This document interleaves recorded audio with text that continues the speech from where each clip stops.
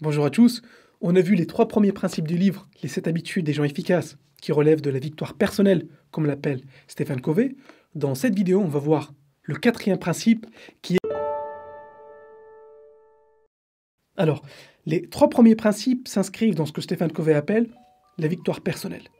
Sois proactif, commence avec la fin en tête et fais les choses importantes en premier. Donc, ce sont des principes pour prendre la totale responsabilité de nos vies et de nos résultats, décider ce qu'on veut faire avec notre vie, mais aussi choisir ce qu'on fait avec notre temps pour ne concentrer que sur les choses essentielles et ne pas subir les agendas des autres. Ces 3 principes, donc, sont très importants parce qu'ils sont la fondation du reste. C'est-à-dire que tout commence par nous d'abord.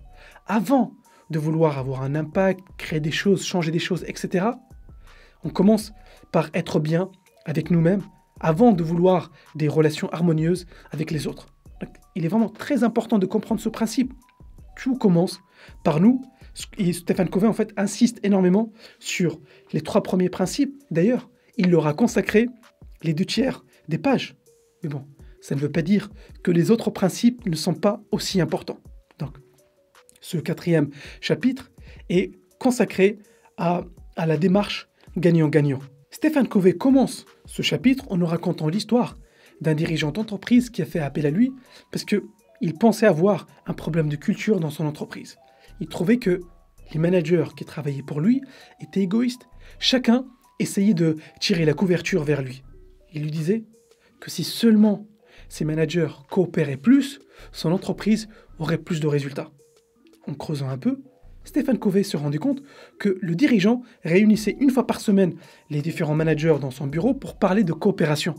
Mais en même temps, ce même directeur avait mis une récompense pour le manager qui générait le plus de revenus.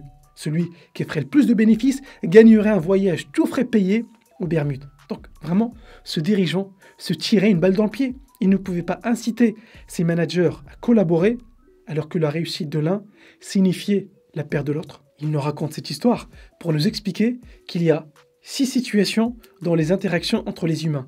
6 configurations en quelque sorte. Je te présente ici les 4 plus importantes. Gagnant-gagnant, c'est quand je gagne et tu gagnes. Gagnant-perdant, c'est quand je gagne mais tu perds. Perdant-gagnant, c'est quand je perds mais tu gagnes. Et perdant-perdant, c'est quand tout le monde perd. Je commence par te parler des 3 dernières avant de te parler de la situation gagnant-gagnant. Gagnant-perdant, c'est quand on cherche à gagner au détriment des autres. C'est quand on pense qu'il n'y a pas assez pour tout le monde, pas assez de ressources, pas assez de richesses, pas assez d'opportunités.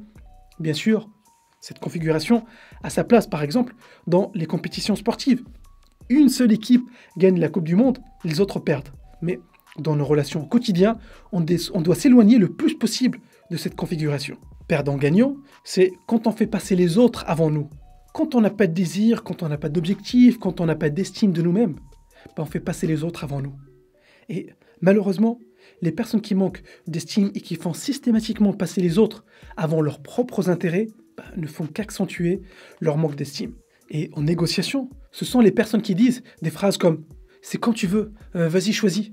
Et les personnes qui aiment bien les situations gagnant-perdant profitent de ces personnes.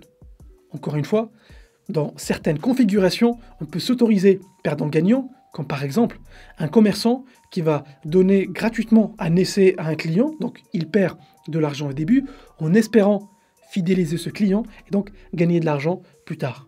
Et enfin, perdant-perdant, c'est quand 2 personnes têtues se rencontrent. C'est le cas typique d'un conflit ou d'une guerre.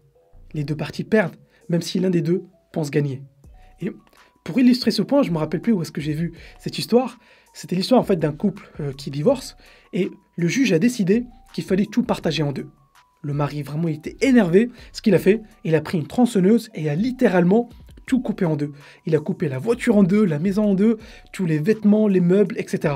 C'est vraiment le cas typique d'une situation perdant-perdant. Et pour revenir aux situations gagnant-gagnant, c'est quand tout le monde en fait est gagnant dans l'histoire. Ici, on ne cherche pas le compromis, on croit qu'il y ait toujours une alternative où tout le monde gagne. Et je crois profondément en fait qu'il y a assez pour tout le monde. Il y a assez d'opportunités, assez de richesses, assez de ressources pour tout le monde sur Terre. Et il faut s'éloigner le plus que possible de la mentalité du manque. Il ne faut pas croire que si quelqu'un a une grosse part du gâteau, forcément les autres vont avoir une part plus petite. Je préfère plutôt voir que la taille du gâteau est quelque chose qui change, quelque chose qui s'agrandit pour qu'il y ait assez pour tout le monde. Quelqu'un qui a réussi ne veut pas forcément dire qu'il l'a fait au détriment de quelqu'un d'autre. La réussite de quelqu'un ne veut pas forcément dire la perte de quelqu'un d'autre. Et je partage vraiment l'avis de Stephen Covey qui nous explique qu'on vit dans un monde où il y a de l'abondance. Si on applique les 3 premiers principes en prenant la responsabilité de notre vie, en traçant notre propre parcours et en agissant au quotidien pour réaliser notre vision, on ne peut que gagner tout en restant intègre, sincère et authentique. Bon voilà, ça sera tout pour aujourd'hui. Je te mettrai les liens vers les autres résumés dans la description et je suis curieux de savoir comment toi, tu appliques la démarche gagnant-gagnant. Donc dis-moi comment tu l'appliques dans les commentaires et dis-moi aussi ce que tu as pensé de cette vidéo.